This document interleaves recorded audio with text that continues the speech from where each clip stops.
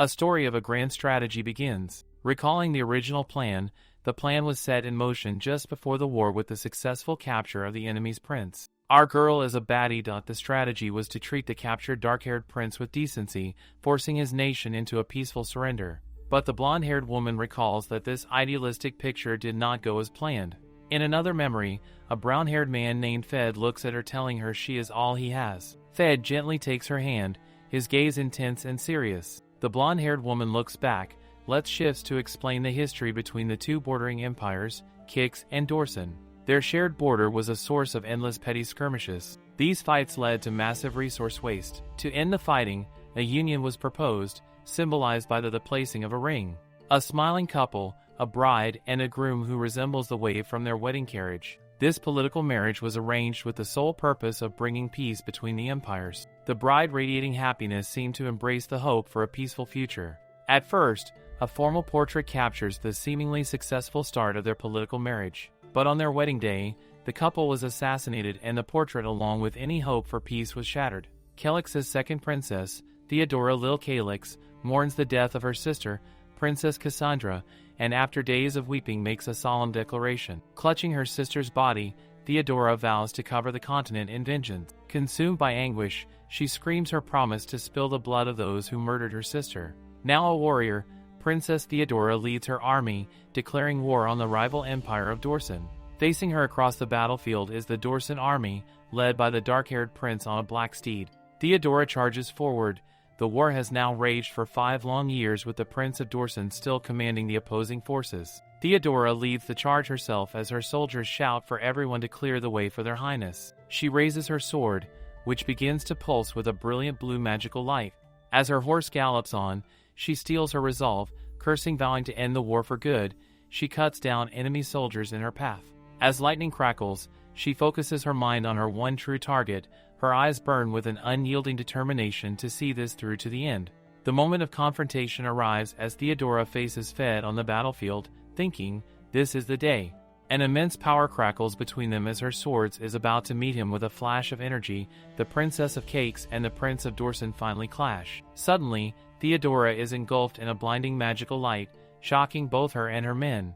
In disbelief, she feels her consciousness fading, sensing something is terribly wrong. Theodora watches with intense focus, thinking she is just a little further from being able to kill him. A brilliant, otherworldly energy erupts, consuming the scene in a flash. The scene shifts to a silent, ethereal realm where a faceless white-haired figure sits upon a throne. Theodora finds herself standing in this strange white space, looking toward the figure. The being on the throne is revealed to be a beautiful man with long white hair. My jaw dropped here to see this beauty, not gonna lie. A single frantic thought echoes through the silence. What hell is going on? Confused and on guard, Theodora demands to know the identity of the mysterious being before her. The man speaks of gods who oversee time, death, and dimension. Introducing himself as one of them, he holds a glowing ethereal stone in his hand, its light illuminating his divine form. The being reveals the shocking truth. Theodora died on the battlefield, struck down by a random enemy spear. Stunned by the revelation of her own death, she defiantly identifies herself as Theodora Calix. She angrily corrects the being who seems to have mistaken her for someone named Marin Bell, insisting her name is Theodora Cakes. The being realizes they've brought the wrong person, to which Theodora furiously demands to be sent back at once. With a troubled expression, the being regretfully informs her that returning to her body is impossible. As an apology for the fatal mix-up, he offers to grant her passage to heaven instead. Stunned by this audacity, Theodora stands defiantly in the ethereal realm. Furious at the god's casual apology, she vehemently rejects his offer of heaven. Her mind screams in protest. With her vengeance incomplete, she refuses to die like this. As this chill god is about to summon the next soul, Theodora furiously calls him a scammer. She threatens to expose the god's fatal mistake to all the other gods in heaven. Panicked, the white-haired god holds up a hand, desperately telling her to stop right there. He sighs, complaining that bringing someone back from the dead involves hundreds of pages of paperwork. As Theodora's spirit dashes toward a door, the being finally relents, shouting, "Fine, fine." With her back turned, Theodora stops and firmly accepts the deal. The being, named Valwis, reaches out a hand, channeling divine energy to send her back. He stands alone in the vast, bright hall, having fulfilled his part of the bargain. Valwis gives one last instruction, telling her to go through the door on the left. Approaching the door, Theodora skeptically wonders if it can really be this simple after all that drama. Filled with renewed purpose, she vows to finally put an end to her nemesis. Her eyes gleam with fiery resolve as she thinks, "Just wait, Fed." She renews her oath with grim determination, promising to slit his throat. Back in the divine realm, Valwis wipes his brow, relieved that the nuisance is finally gone. A small cherubic angel appears asking why Theodora went through the wrong door when Lord Valwis told her to take the one on the left. He made a critical mistake, as left of Valwis was not the same as left from Theodora, clutching his head in horrified realization. Valwis screams, "Damn it." The scene shifts to a grand sunlit mansion. Theodora awakens in a soft bed, wondering if she has truly returned. She sits up, processing has truly returned. She sits up, processing of shock runs through her as she turns and discovers a man sleeping beside her. No, stop, this is insane. Her mind reels as she identifies the sleeping man not as Fed Dorson. Her enemy Fed Dorson sleeps soundly. She wonders why she was dragged here and is now sharing a bed with him. She walks toward a mirror, convinced that something is strange. Grasping the mirror in shock, she recoils from her own reflection. As she stares at her younger self in mirror, Theodore sits up behind her. She glances back, startled by his sudden movement. Theodore rubs his eyes wearily, sighing. He reminds her of yesterday when she suddenly ran and hugged him. While he calls her shameless, she feigns innocence with if it was really her. She turns to him, utterly perplexed by this bizarre new reality. She assumes his anger means he will kill her now, but he denies it. Suddenly, a cheerful butler bursts in to wake his majesty. Startled by the intrusion, Theodora stumbles backward.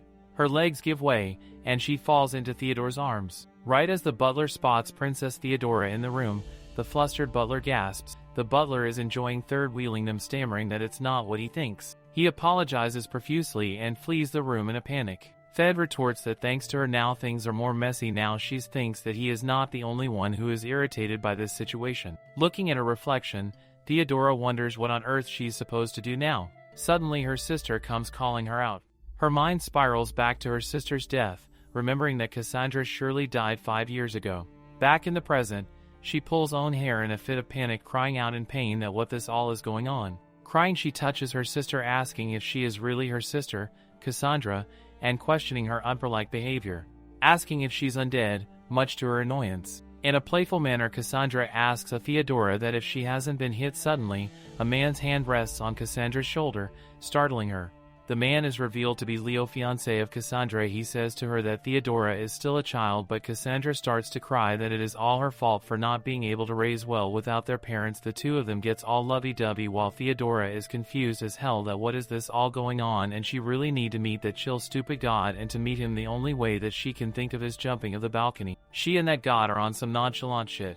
5 years ago, the day before Cassandra left for Dorson, a royal carriage pulled by 4 white horses stands ready for departure. Princess Cassandra and a butler watch the scene from an upper balcony. The butler asks Cassandra if she's sure she isn't going with her, as Cassandra looks on with a sad expression. A younger Theodora, dressed in practical riding clothes, sits dejectedly on the floor. Cassandra proceeds to walk towards the hall for Theodora, but Theodora pushes her away. She is sad to think about her sister choosing a political marriage with Dorson for the sake of peace. Frustrated and hurt, she clenches her fist, thinking her sister is an idiot. Cassandra looks on with a knowing smile, thinking that her decision must have upset her younger sister a lot. Now we see that from the outtease she call out to Theodora. Theodora watches from inside as she thinks of her sister's return. Her expression is filled with worry as she peers through the window. Cassandra waves back with a broad, cheerful smile, trying to reassure her. The butler tells the princess that everything will be okay now, and she turns away with a look of resolve. Alone, Theodora finally breaks down, sobbing as her sister departs. This is so sad. I'm crying. The memory of Cassandra's smiling face in her coffin flashes by, and it confirms that promise was never fulfilled. Back in the strange present, Theodora recalls the joy of seeing her sister alive and smiling happily. Though she was truly happy to see her, she admits the feeling that something was fundamentally wrong never went away. Determined, she decides she must meet Valwis, the god who sent her here to get answered. She calls out to the night sky, asking Velwa if he's watching her. Looking at the full moon, she begins her threat, mentioning the human he saved. With a devious smile, she wonders aloud what would happen if that same human were to die again right here. She issues an ultimatum, telling the god to come out while she counts to 3. 1. She turns her back to the balcony's edge, preparing to fall. As she says 3, she calmly steps off the ledge into the open air. In the nick of time, Valwis appears and catches her in his arms. Clinging to Valwis, Theodora looks up at him with a mischievous smile. He asks what would have happened if he hadn't caught her, and she coolly replies that he'd be in big trouble. Tap setting her down, he apologizes, admitting his poor explanation is what caused the mix-up. He clarifies that she has crossed into another world, prompting Theodora to question his meaning. A brief memory shows a younger, smiling Theodora in an elegant yellow gown. Valwa explains that life has crucial moments of choice that shape a person's destiny. A vision appears showing her 2 potential selves, a lady in a simple dress and a warrior in full armor. He explains there is her original world and this new one where everything is different, showing 2 versions of herself. He reveals that the 2 parallel worlds align by chance, causing her to cross over. The vision shows her night self disappearing into a brilliant sparkling light. Theodora realizes she can return when the worlds aligned again, and Valwis condescendingly agrees she's smarter than she looks. She quickly asks when the next cycle is, and Valwis begins to calculate the duration in human time. He holds up 10 fingers, and a shocked Theodora asks if he means 10 years. Her face contorts in horror at the thought. Valwa cheerfully says, "Correct." And Theodora's dread deepens as she realizes she might have to stay for 10 years. Declaring she'd rather die, she moves to jump again, but with a thud, Valwa grabs her, shouting for her to wait. He attempts to console her by suggesting she look on the bright side. His words stop her short. He reminds her that because of this, her sister got to live again. He presses by point, asking who else could have possibly saved her sister. Sitting on the balcony edge, Theodore listens as he says it's nice to hear, asking if she agrees. Valwis tells her to behave until the next cycle, but she firmly responds no. Declaring it a separate issue, she demands they settle accounts, making a chibi Valwa sweat nervously. She demands compensation for damages, causing a flustered Chibiwa to stammer in confusion. Leaning in with a sly grin, she makes her outrageous demand, the power to stop time. Her gaze is unwavering as she reiterates her demand for the ability to stop time. Valwis runs a hand through his hair and asks what would happen if he refused. Bro is acting like he got a chance. She cheerfully threatens to jump again, prompting a sigh of complete defeat from the god. Fine, he relents, his hand beginning to glow with a brilliant blue divine energy. As the power flows towards her, he admits that he does share some of the blame. Theodora floats within a magical circle as he says he will let her borrow his authority for a while. A hand gently touches her forehead, enveloping her in a warm golden light. The power transfer completes and she's lowered back onto the balcony as the glow fades. Clutching her chest, she asks if he really gave her the power and he scoffs, asking if she thought he was lying. He reveals a catch. The time she can stop is limited and she asks just how short it is. Valwis holds up 3 fingers and announces the limit. Theodora thinks if it is 3-hour chibi. Valwis turns his head away. Another adorable chibi. Theodora looks on with sparkling hopeful eyes, asks so is it 3 minutes? Velwa shakes his head and tells it is 3 seconds. Theodora's eyes darken as Velwa gleefully shouts, "Correct," while Theodora yells back, if he is kidding her right now? The scene changes to a sunlit training yard where Theodora is training, but this damn body is so weak that she is barely able to move. On the other hand, Fed is peeking at her when the maid staff comes to her telling that the Emperor is calling her. Going to him greets her as the son of the Empire and offers her a seat for tea. He asks how her life has been in Dorson, and she politely replies that it has been fine thanks to his care. The two sit in a tense and awkward silence during their tea time.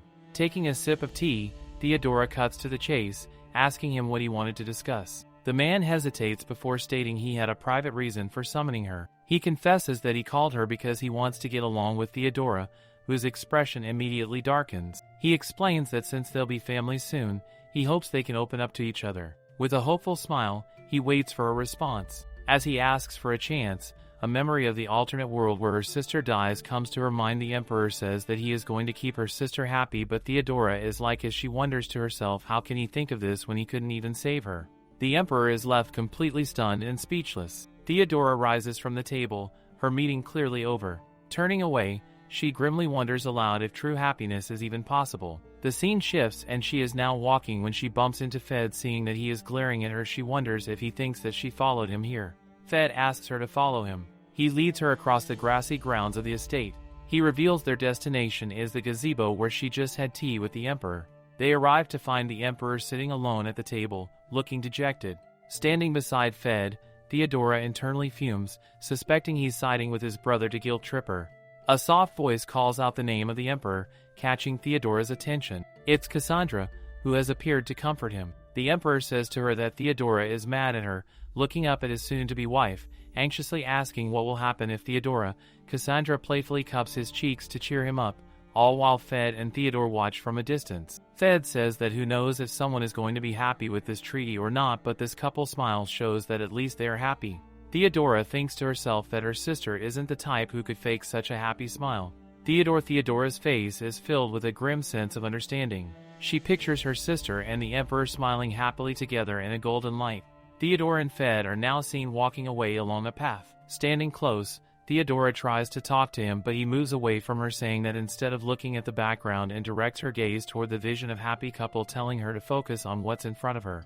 As she looks on, Theodora realizes she should be focusing on something else entirely. Her gaze settles on a vision of her sister, whose face is radiant with a genuine smile. Stunned by the realization, Theodora softly utters, "Thank you," explains that thanks to him, she's had a realization. She looks on as a vision of her sister and the Emperor smile lovingly at each other. The scene shifts to a vast, bustling crowd where a lone figure in a hooded cloak stands out. In a white hood, Theodora feels overwhelmed by the sheer number of people in the streets. Steeling her nerves, she reminds herself that her top priority is to stop the assassination attempt by finding the distinct-looking culprits. A flashback reveals the assassins, one with a tattooed arm and another with a scarred face. Plop! A cloaked figure with a bandaged eye suddenly grabs her. Her eyes widen in shock at the sudden encounter. The scarred figure smiles unsettlingly, asking the girl if she is all right. The figure takes her hand, warning her to be careful in the crowd. Holding her trembling hand, the figure reiterates his warning about the dangerous crowd. Another figures, the assassins, walk through the crowd. Impatiently urges the other to hurry up. The scarred assassin releases the girl, telling Little Miss to be careful before walking with his tattooed companion. Watching them go, Theodora recognizes the scars and tattoos and confirms they are the A hand suddenly lands on her shoulder, startling her. She whirls around to find Theodore, and they both demand to know what the other is doing. Realizing this is a perfect opportunity, Theodora decides she must tell him the truth and ask for his help. She stands before Theodore, determined to warn him about the imminent danger. Grabbing his arm, she frantically explains she just saw the assassins, but he asks what she said. She tells him that she heard those men talking about how they are going to kill the Empress and the Emperor at the ceremony. Theodora looks at him with anxious, pleading eyes, hoping he will believe her. To her shock, Theodore turns his back and walks away without a word. No exclamation point, she cries out in disbelief as he abandons her in the crowd. The scene changes to an elegant room where Theodora, now in a white uniform, watches her sister prepare for her wedding. She clenches her fist in frustration, lamenting that despite her big talk, she was ultimately unable to do anything. A vision of a glowing purple dagger appears as she resolves to stop the attack herself. Just before her sister comes to her, all worried if she is feeling all good. Theodora gives her a bright, confident smile to reassure her. Relieved, Cassandra embraces Theodora, admitting she had been worried about her. The Emperor approaches the sisters, and Theodora asks him to keep a good care of her sister, leaving him momentarily speechless. He eagerly agrees as Theodora wonders if she can truly trust him. The couple then walks to go to the altar. We see the transition in the scene. The view pans over the enormous crowd of guests gathered for the wedding ceremony. A woman in the crowd cheers for peace and prosperity between the kingdoms. As the audience applauds, the crowd enthusiastically waves flags, celebrating the monumental union. The couple wave happily to the cheering citizens below.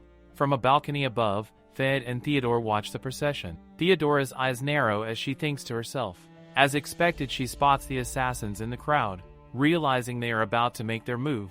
However, she then notices an unusually large number of soldiers stationed throughout the area, making her suspicious. She glances at Fed, who is like, "Girl, what?"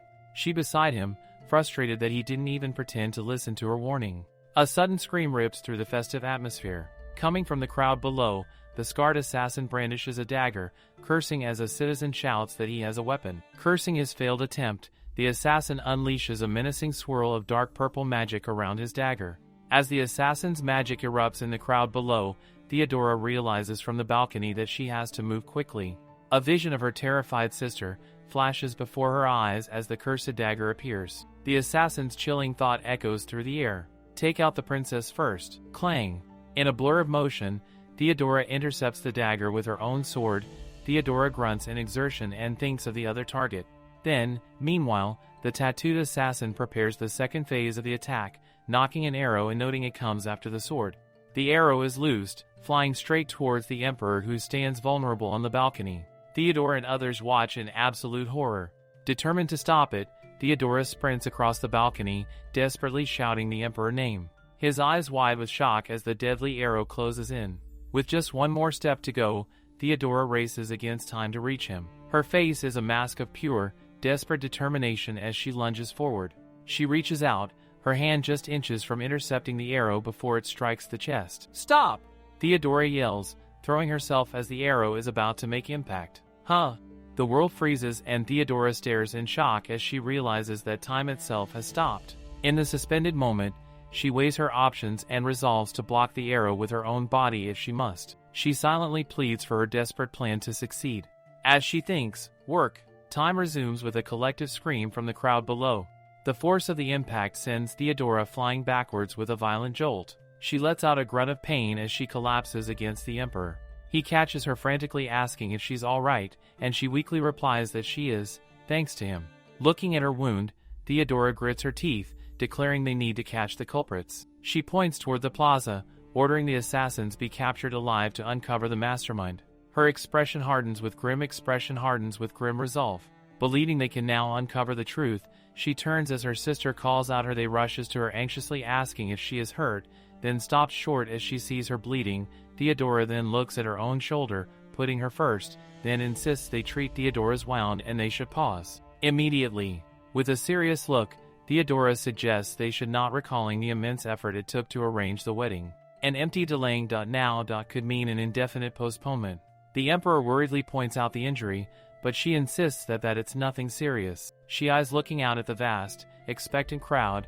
Theodora contemplates their difficult situation. Two noble women in the crowd clasp their hands, watching the royal family with anxious expression. A voice of authority states that they must complete the marriage to reassure the people. Cassandra looks on, her face pale with worry and uncertainty. Turning to her family, Theodora puts on a brilliant and reassuring smile. She pulls her sister into a tight embrace. After all this cute stuff, Theodora urges the couple to go greet everyone, though. A brief shot shows Theodora sitting against a pillar. Looking exhausted from the fray, Cassandra gently says they should continue, hence the assassins were captured by the soldiers in the plaza. Theodora stands proudly with Fed, remarking that it was good they stationed soldiers in advance. She smugly states that things happened just as she said. He stands with her. Theodora's red eyes are filled with a somber intensity. Bro is falling in love. Later, Theodora and Fed stand formally as attendants approach with medical supplies. An attendant informs Theodora they must cut her clothes due to the dried blood, and she cheerfully thanks them. As an attendant brings scissors to her bloodstained, Fed questions the action with a soft, "HM." He then apologizes, a moment of intense guilt. Theodora thinks to himself that flustered by his apology, Theodora asks in disbelief if the great Fed Dorson is actually apologizing. Thinking that his acknowledgement is enough, her expression suddenly darkens as she feels a strange sensation in her chest. A vision of a heart being painfully twisted fills her mind as she feels an agonizing sensation. Cuck. He agrees the wedding must proceed.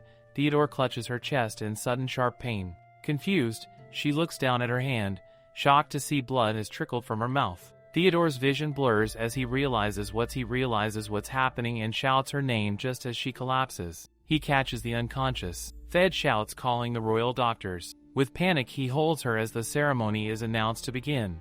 The scene shifts away from the immediate chaos, focusing on the grand archway of the palace. Theodora lies unconscious in a vast, quiet bedroom. Clutching her chest in a pained sleep, she feels an intense burning ache. In the darkness of her mind, a hand reaches out as she desperately thinks, "Help her." The divine white-haired god appears beside her in a celestial space, calling her a foolish one. As the woman holds her, she scolds Theodora for not revealing she had an auror, causing Theodora to weakly recognize her as Valwis. Valwa explains she has removed the divine power core and that Theodora should now be fine, her divine mission complete. Valwis's form dissolves into a shower of light. Theodora's green eye flutters open as she returns to consciousness. Waking in bed, she sees her sister by her side, stroking her sister's face. Cassandra is overcome with relief as Theodora weakly insists she is fine. Cassandra buries her face in her hands, sobbing with relief as it concerned. Theodora watches, wiping away a tear. Cassandra confesses how terrified she was for her sister's life. While Theodora was unconscious, Cassandra watches over her, thinking she feared she might never wake up. Now awake, Theodora sits up and apologizes for making her worry. Fed suddenly bursts into the room, startling them. He rushes to her bedside with a worried expression, seeing that she's awake and safe, then gives her a gentle, relieved smile. Is overjoyed by the moment while Theodora is like, what the hell is going on? At the same time the Emperor arrived too, all worried. Theodora assures everyone that she is fine. Sitting in bed, she wonders aloud what caused her to collapse. Suddenly her eyes widen in a flash of happy realization as she exclaims, finally. She remembers her grueling sword training, believing all her hard work has finally paid off. In her thoughts, she realizes she didn't manifest aura, but unknowingly used divine power instead.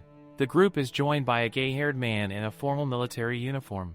The man is introduced as Knight Commander Rashi Cavell. Theodora is starstruck, realizing she is meeting the legendary swordmaster she'd only heard stories about. Sir Cable states he has questions about the assassination, but Theodora tries to delay him, noting Theodora's condition. Bed, however, overrides the objection, calmly telling them it's okay to proceed.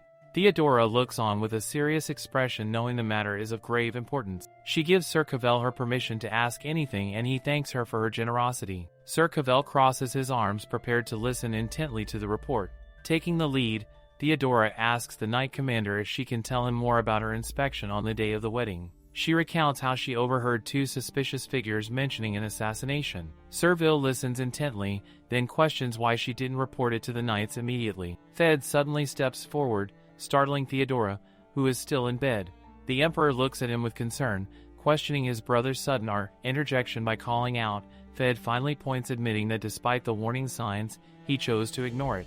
His red eyes narrow. Me when this cutie is sad. Sir Cable sigh, rubbing his forehead in frustration, and states that for a prince of the Empire, making such a mistake is unacceptable. The tension rises as Fed and Sir Abel face off with a stunned Theodora caught in the middle. Sir Cable declares the prince's mistake shameful, but Theodora shouts, "Wait," to interrupt the escalating argument.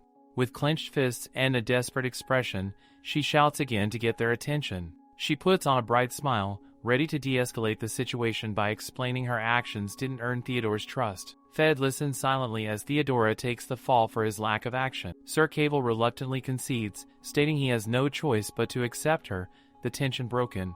The Sir Cable smile at each other as just as Sir Cable reaches the door, Theodora calls out to stop him, something she wants to ask, while Fed turns his back and begins to walk away from the group. He stands alone before a grand set of doors, composing himself.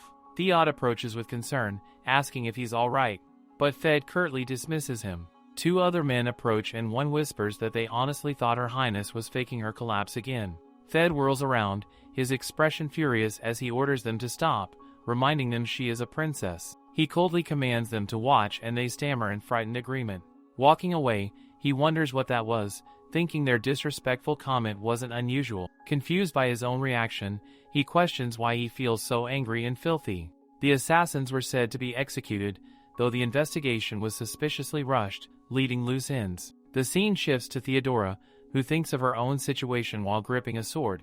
With a joyous and determined expression, she swings the sword, which now glows with a brilliant blue aura. She hugs the sword close, basking in the newfound power and exclaiming, "This the feeling." The Emperor and Cassandra, ever since that incident, has been more concerned about her, and on top of that Fed has been following her like a shadow and questions why he's praising her. She addresses him hesitantly, confirming his identity as Theodore Dorson. He says he is not bored at all. Theodora is flustered by his constant presence, asking if he's serious while he looks on impassively. Fed formally addresses her as Your Highness. She turns to face him, as he announcing that he has something to say to her. Their conversation is interrupted by the sudden appearance of Sir Cable between them. Delighted, Theodore spots him and cheerfully calls out his name. Sir Cable smiles warmly, clarifying that he came specifically to speak with her. He brings up her bravery on the wedding day, but she deflects, confessing she acted because she knew the future. He points out that most people would freeze, but her decisiveness was unusual. Theodora stands proudly with a serious and determined expression. Sir Cavell smiles and extends his hand, asking to come to the royal army. Considers his proposition. She thinks this is a good opportunity to learn Dorson's tactics, which would help her when she returns to her original world. Theodora asks if she can join the Doors and Knights. Serval thoughtfully considers her proposal. Fed and Theodora stand together, awaiting his decision with Sirius. Sir Cable says that Fed should be the one to instruct her. Sir Cable clarifies that his personal instruction won't be an official affiliation, protecting her from political ties. Fed quietly considers the implications this arrangement has for the princess. His mind drifts to a romantic fantasy of training alone with Theodore. Just the two of them. Startling Fed, Sir Cavell calls him. Fed clears his throat and states he has no objections to the arrangement. Overjoyed, she eagerly accepts, brushing aside formalities while Fed watches her passively. He gloomily thinks that to her it's as if he doesn't even exist. The scene shifts to the grand sun-drenched Theodora appears now dressed in a matching white and blue uniform, looking proud and ready. She will be back, she calls out, a sword slicing through the air as she departs for training. Humming a cheerful tune, she walks through the palace gardens in her new uniform. Her pleasant stroll is cut short when she spots a small white cat-like creature sitting nearby. A voice suddenly rings out calling her a dumb human. The source is revealed to be the adorable white cat who looks up at her with a sweet expression. Angry the cat then calls her a pig, much to her shock. Holding the creature, she exclaims in disbelief that it's talking, and the cat smugly confirms it. Suddenly, a brilliant blue magic circle envelopes them both as she holds the cat. Looking up in wonder, she is struck by the immense divine energy washing over her. The cat confirms her assessment and the spectral form of Alwis appears beside her. Confused, Theodora asks the cat what's happening and it tells her to listen carefully. Valwa's voice explains that although she granted Theodora the divine power, overusing it is extremely dangerous for a human. Reeling from the revelation, Theodora looks at the cat who explains it knows she will need that power again soon. It declares that teaching her how to use the power now will save them both trouble later. The cat looks up, calling out, "Princess," to get her attention. She turns to find Fed standing there looking startled and concerned. She stammers awkwardly as Fed, looking troubled, begins to walk away. Quickly recovering, she cheerfully claims she just found a cat, and he curtly reminds her not to be late for training. She affectionately names the cat Valwis and waves goodbye, and it meows in response. Fed and Theodore then walk together towards the training grounds. She asks how long training usually lasts, and he estimates about an hour, though he is unsure about today. Her explanation is cut short as Theo suddenly appears all tense grabbing asks if Fed is all God as he heard he was in class with the delinquent princess. As repeats the phrase, Theodore breaks into a sweat, imagining a smug, dark or Theodora. Theo covers his mouth in shock as Theodore appears right behind him, angrily stating she heard everything. Playing peacemaker, Fed steps forward to formally introduce his friend to the princess. He introduces the pink-haired young man as Theo, who offers a formal greeting to her. Theodore gives a coolly, polite smile, acknowledging the pleasure of meeting him. Theo then mentions he heard she'll be training together with Fed. Leaning in, he teases Fed about getting to train alone. Theodora calmly clarifies that she is getting personal lessons from Sir Cable under Fed disguise. Her point made, she turns and says, "Let's go," leaving the two to follow. At the training ground, Sir Cable notes their punctuality, but questions why Theo has tagged. Theo enthusiastically declares that he wants to train with them, too. Sir is utterly confused. Theodora, however, cheerfully waves and says she doesn't mind him joining. Sir Cable announces that this works out well, as he wants to gauge Her Highness's skills before they begin. Both Fed and Theo look on in utter shock, exclaiming, "Pardon?" Theo questions the Sir, asking if he isn't praising the princess a bit too much. Sol explains to him Her Highness has awakened her aura. Fed and Theo watch with confused and worried expression. Standing proudly before Searle, Theodora appears ready for the challenge. Theo and Fed rush to her side with Theo warning her how scary the Sir is. But still looking up, Theodora gives a determined and slightly nervous smile. A subtle, confident smirk plays on Cavell's lips, as the two men tries to stop him. With a click, Sir Cavell unclasps the hilt of his own sword. He offers his blade to Theodora, instructing her to keep its nature in mind. Bathed in a holy light, Sir Cavell holds the magnificent sword, presenting it with pride.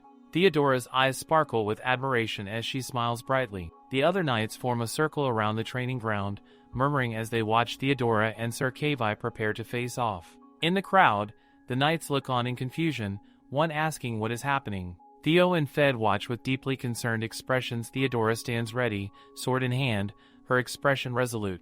Sir Cavell's recalls that, come to think of it, she is only the second person to ever challenge him. He gazes at the ornate, powerful sword in his hands. Theodora's eyes widen as she suddenly recognizes the blade he's holding. The sword's hilt glows with the divine light, surrounded by ethereal golden butterflies. A narration reveals the sword's nature. It absorbs massive amounts of aura when drawn, making it difficult to wield, but granting it unrivaled destructive power.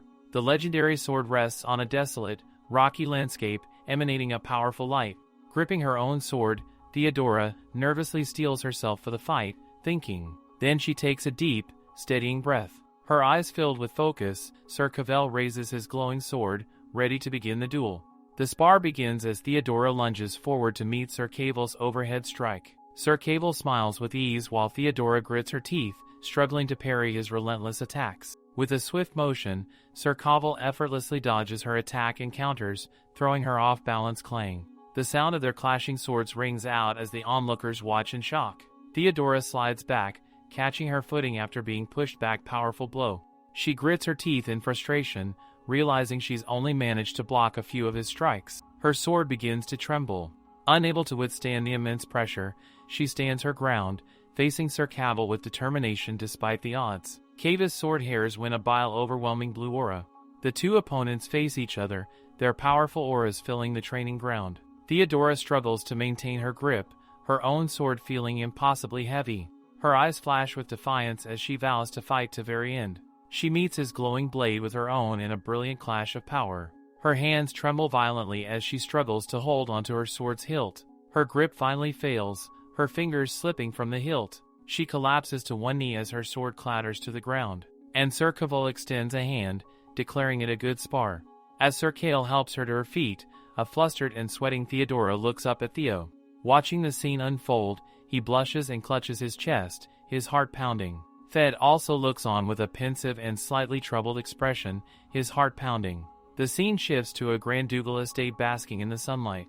Inside an office, Sir Cavell reports to the Empress, and the Emperor, upon being asked, states that the result was just as he expected. Confirms to the surprised couple that Theodora was excellent in every aspect. Cassandra is super proud of her sis. She asks if he can tell some fun stories. Cavell smiles at her, making the Emperor flustered, begging him not to tell a certain story in front of Cassandra, a memory of being easily defeated in a spar. Sir Cavell recalls Theodora's fierce competitiveness both at the wedding and at the duel. His expression turns serious. His voice announces intention to take Her Highness with him on a mission. The scene shifts to a balcony where his voice explains he has gathered everyone for a specific reason. He stands before the knights, including Fed and Theodore, ready to make his announcement. Theodore's eyes sparkle with excitement as she realizes he's announcing a monster subjugation mission. Finally, some real action, she thinks, clenching her fist as the other knights react with shock. Nearby, knights whisper anxiously about the sudden mission, complaining that they are already exhausted. Sir continues his speech, his arms crossed with authority. Theodora listens intently as he explains that while basic training is important, nothing prepares a knight for sudden incidents better than actual combat. When he asks if there are any objections, the knights, including a grim-faced Theodore, shout in unison, "None." He describes the monsters as small and not very aggressive, but troublesome because they hide and move in groups. When their numbers grow, these adorable, fluffy dog-like monsters become a serious, declaring it a great opportunity. He tells them to be grateful, which Theodora is, while her comrades look miserable. As the group disperses, Fed asks Theodora if she is really going, and she enthusiastically confirms she is. He watches her, his expression filled with unspoken worry. She turns back to ask if he isn't going, and he reluctantly replies that he has to. Annoyed by his hesitation, Theodora pouts, thinking he's being difficult. Deciding to take matters into her own hands, Theodora approaches Sir Cavell to ask for a favor. She sweetly asks if he could come with her to see her sister. Thinking she will need help getting permission, she is surprised when Sir Cavell smiles and tells her not to worry as her sister said no problem. Theodora stunned that she already approved. Theodora looks down, a faint blush on her cheeks as she processes the good news. She giggles softly while, with permission secured, Theodora happily hums to herself as she strolls through the palace grounds. She recommits to her training, imagining herself working an extra hour every day. Her eyes flash when she suddenly stops, finding Fed standing before her, okaying flustered. Taking the initiative, he asks her if she is not going to train. He looks away, still flustered, while confused Theodora asks him what's wrong. He remains silent, looking off to the side with an unreadable expression. Theodora crosses her arms, growing slightly impatient with his silence. Clearing her throat, Theodora formally tells him she appreciates the thought, but won't be training today. Fed asks why. Theodora's tone turns serious as he asks her about the assassin recently placed in the dungeon as an image of a bloodied white-haired man chained in a cell appears,